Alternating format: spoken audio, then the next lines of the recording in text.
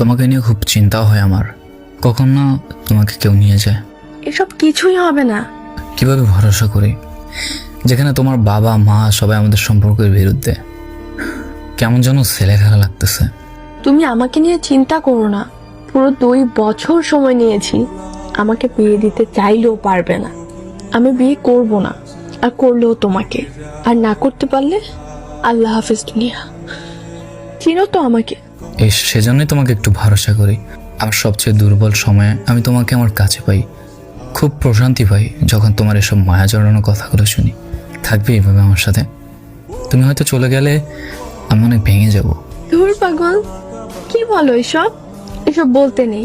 খুব ভয় হয়তো, তাই তুমি বুঝবে না আমার অনুভূতিটা। আচ্ছা শোনো, তুমি একদম চিন্তা করবে না। শোনো, ফ্যামিলিতে একটু সমস্যা হচ্ছে। আমি মেসেজ কিংবা কল দেওয়া ছাড়া তুমি আমাকে কল বা মেসেজ দিবা না, কেমন? কি হয়েছে বাসায়? পরে বলবো। বলে যাও না প্লিজ, চিন্তায় থাকবো। চিন্তার কিছু নাই। ঠিক আছে।